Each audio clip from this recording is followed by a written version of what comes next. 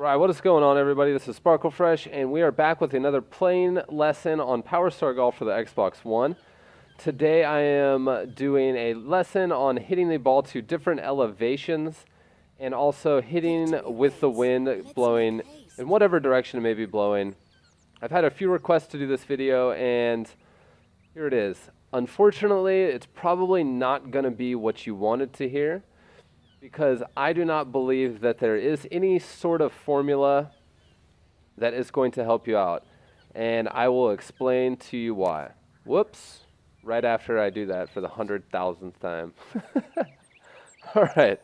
So, yes. If for every 10 feet or so uphill, just to give you guys a little point of reference at the start, just some place to start from. But I wouldn't... This isn't going to be perfect or anything, but for about every 10 feet, in whatever direction, up or down you happen to be, I would play about 4 of these markers. 3 to 4, whatever it is. What I mean by that is the line. So it's uphill, 10 feet, let's just say it's 10 feet. I'd come up 1, 2, 3, 4, and I'd play it right about there. Since this one is 20, I would come up about... Well, I would need to switch to a club, but I would come up a little bit more. And for the wind, for every direction that it's for every mile per hour that it's blowing, I would say it's going to be a little bit less than 1, maybe a half to 3/4. So let's just say this one was blowing 10 miles an hour to the left in that direction. I would come this way, 1, 2, 3, 4, 5, 6, 7, 8, 9, 10. But it's not blowing directly across, so I would have to come back this way just a little bit because the wind is actually, blowing at a diagonal from about northeast. So if that was the case, I would play this shot in and up in this region right about here. Now, the only problem with doing something like that is we spend all this time trying to get this shot so we can hit this perfect shot.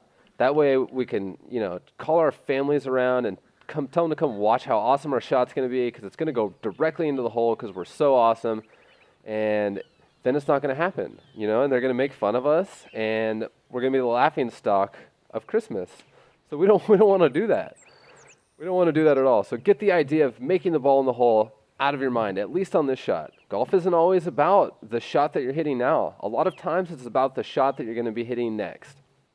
So keep that in mind. That is a very good thought to keep in the back of your head, because as we look at the screen that we haven't done so far, and this could be for any other green, as well.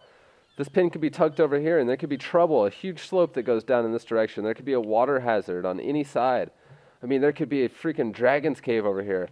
I don't know. I mean, anything can happen. But as we're looking at our surroundings, we can already tell that the green slopes from this direction to this direction, and also from the left to the right. So already with those indicators, we could tell that we're going to want to be in this area right here, because we're going to have the easiest putt for our next shot. So first and foremost, I always like to put backspin on it. I can't say it enough for my approach shots into the green. If you don't have backspin on, the ball's going to roll more when it hits. You're not going to have as much control once the ball lands. And I always want the ball to land softly and stop, as fast as it can, unless I'm hitting like a chip shot. So this is going to be the ideal location. If I hit it right about here, I'm going to have a nice, relatively straight uphill putt. So instead of playing it in this area, I'm actually going to come down a little bit. Because, another thing with playing these perfect shots is that you're not always going to hit the indicator right where you want, where that little downward triangle is. And if you miss the strike zone, you're not going to hit it to 100% power. Like, as you can see right now, my ball's directly in the fairway, but I'm still 96 to 100%. That means that if I don't hit it absolutely perfect, it's not going to go 100%. So remember that, next time you're wanting to hit one of these perfect shots, unless it's absolutely worth it. This shot isn't, overly difficult, so if you wanted to take the chance, be my guest. But there are going to be other shots where instead of playing it, right here, for a fact, you're going to want to be up in this region. You're gonna want to be somewhere completely different, and making it isn't necessarily worth the risk of not being able to make a birdie. So with that being said, I can't even remember. So I'm gonna go off feel now. I would say in this general vicinity right here, I hit that a little bit short, and I hit it not very good at all.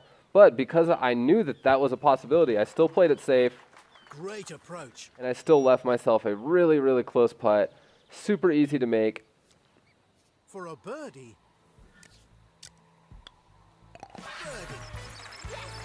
And I mean, that's about as easy as it gets. You're not always gonna miss hit your shot that much and end up as good as that. But because we did play a little more intelligently, we thought about our next shot, we gave ourselves room to make that mistake.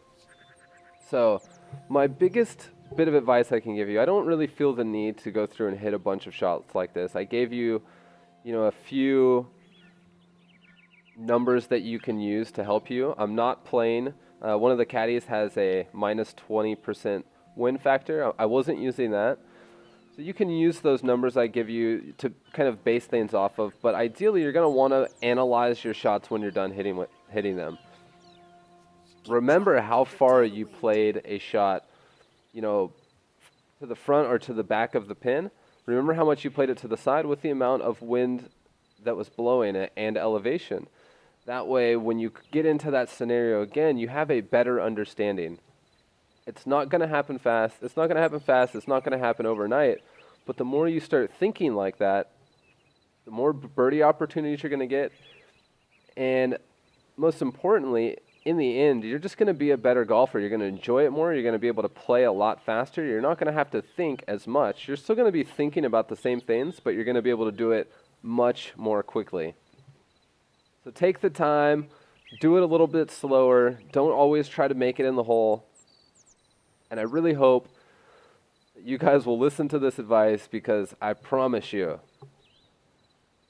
it's very helpful and it will make you a better golfer, and that's what we're all here for, and that's what this is all about. So I hope you guys enjoyed this video. Hope you guys are having a good December, and I will put up some new content, some new videos for you later. I was going to do some PlayStation 4 stuff, but of course my HDMI splitter was dysfunctional. Gotta love electronics out of the box. It's kind of a hit or miss sometimes. But I'll have some new stuff up soon, and I will see you guys later. Have a good one.